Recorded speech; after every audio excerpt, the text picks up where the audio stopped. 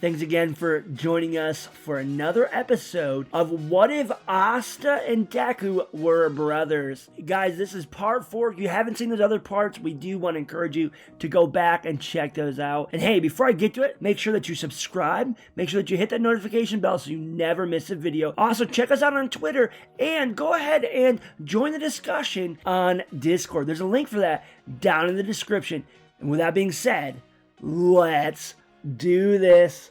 Racing to catch up with their fellow examinees, the Midoriya brothers see robots crashing to the ground. They hear those around them calling out the numbers they have already destroyed. The pair heads deeper into the false city. A robot lunges out from behind them. Both boys prepare themselves. The younger Midoriya leaps into action. He rushes forward and raises his weapon. Light blasts through the machine and it falls to the ground. Asta skids to a stop, his eyes searching for the source of the laser. They fall upon a blonde boy with an odd belt. Before Asta can even complain, the boy gives a little wave and is off to fight some more. Annoyed that he hasn't even gotten a single point, the younger child takes off down an alley. Izuku gives chase, trying to catch up. He lags behind, his body still not quite a match for his brothers. When a small robot leaps in front of Asta, Izuku inches closer,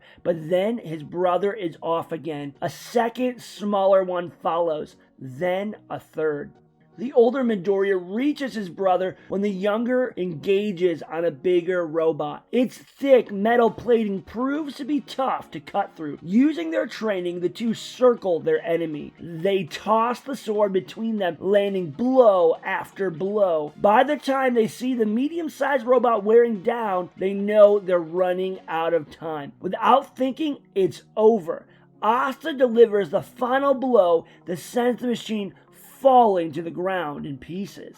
Izuku reminds his little brother that he still has no points. The younger kid apologizes and leads them out of the alleyway on a wide street. They find themselves in the midst of a robo-genocide. Bot after bot is nothing but piles of parts. They try to join the fray, but the ground beneath their feet rumbles. Then a shockwave of air blows past. The screams carried by it fills their ears.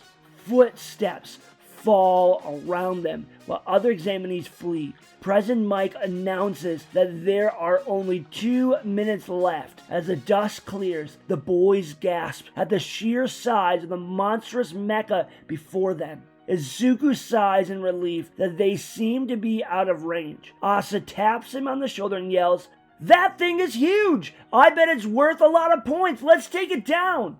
The older brother looks at the other in disbelief. "It's not worth anything, Asta!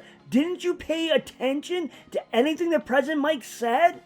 Laughing, Asta says that he was only listening for the good parts, something Izuku translates as parts during which his younger brother felt that he could exercise his outside voice. With a nod, the white-haired kid agrees. Their attention is caught by another scream. Their eyes drawn to the girl they met earlier. Immobilized by rubble and debris, she is unable to escape the enormous robot which is bearing down on her. While others turn to watch the scene, Izuku moves. It isn't even a conscious action. His body compels him forward. He dashes, adrenaline pumping. The hormones pushes him past his limits set by his mind. For the first time, he is faster than his brother, though he can sense the other boy is not far behind. Reaching Uraraka's side, he stands in front of her and spreads his arms. Looming above even the tallest skyscrapers around them, the giant metal golem pulls back its arm. Unable to help it, Izuku Midoriya closes his eyes and readies himself for death. Wind howls past, accompanied by another shockwave. The sound of metal on metal invades his ears as something bumps into him. He forces himself to look. He gasps, a sound filled with surprise and gratitude. Muscles bulging to a grotesque extreme, Asta holds off the fist of the robotic beast. The strength of the mechanical limbs pushes the boys back. They dig their feet in and a buzzer sounds, signaling the end of the practical exam. They sign relief as their opponent's fist retreats. Behind them, the other examinees stare at them in disbelief. As President Mike announces the end of the exam, Izuku realizes he still has no points. Distraught, the boy heads out of the examination area. His younger brother follows without saying a word. They walk in silence, the weight of their future hanging in the air between. On their way out, they are approached by an old lady. She tells the boys that Principal Nezu would like to see them in his office. Leaving them, she goes to help the others who may be injured. Minutes later, they stand before the large wood door. Izuku raises his hand to knock. He stops himself. He is pointless. He is quirkless. Is there even any meaning to meet with the principal again?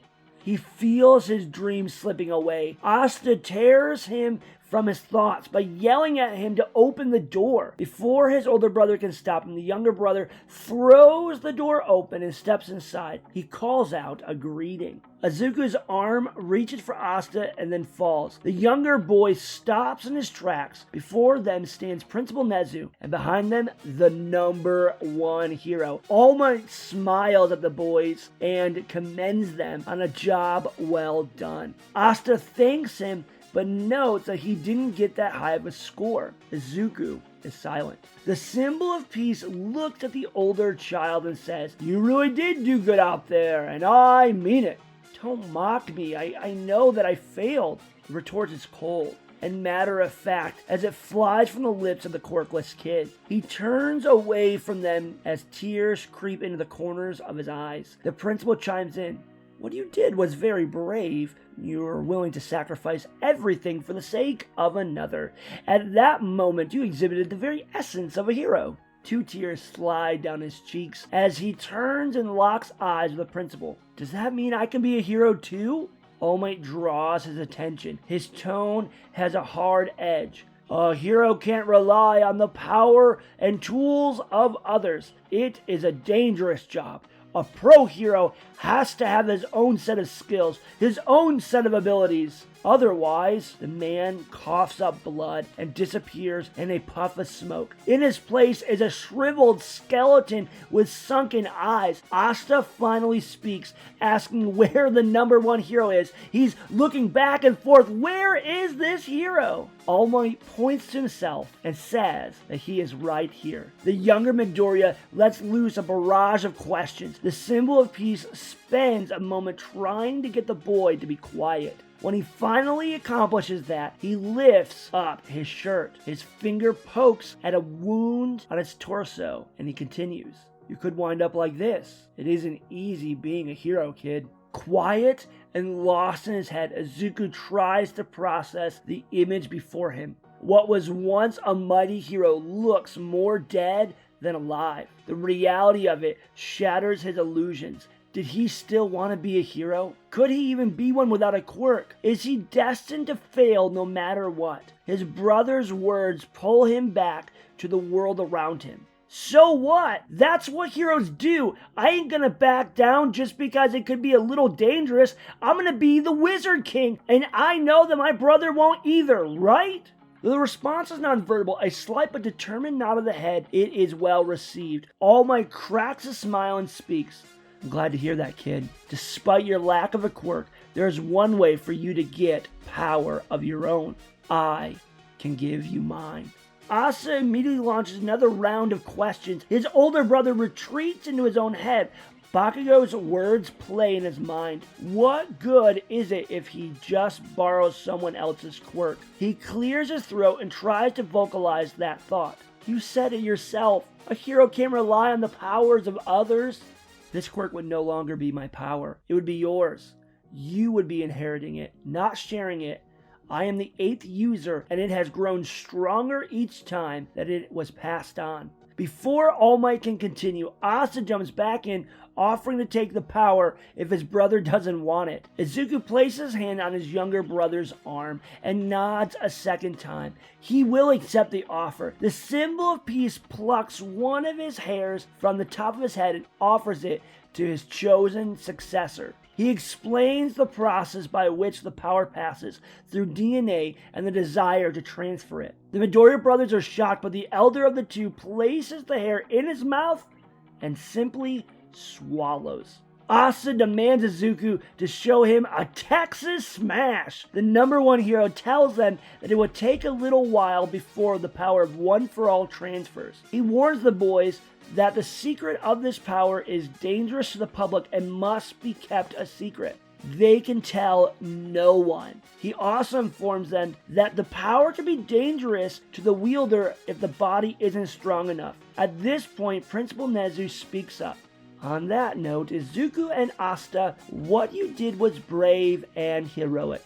It was also very reckless. You need to think about yourself a little more. Can't save anyone if you're dead. I want you to keep that in mind. Well, it's getting late. You boys should probably head home. I don't mind you telling your mother that you have been accepted here at UA High, but the other students won't know their results for another week. I ask that you don't tell anyone else until then. With those words and their agreement, the boys are sent off on their way home. Izuku spends the whole time trying to keep Asta from spilling their secrets soon after learning them. By the time they arrive, both of the Midoriyas are exhausted. The younger agrees to try to not slip up. The excitement fuels them long enough to tell their mom they got in and to scarf down some dinner. Moments later, both are in bed and they fall fast asleep, their dreams alive and well. Guys, thank you so much for watching this new part of What If Asta and Deku Were Brothers. Guys, make sure that you like this video, make sure that you give it a thumbs up, and hey, make sure that you hit the notification bell so you never miss a video, and we will see you guys next time.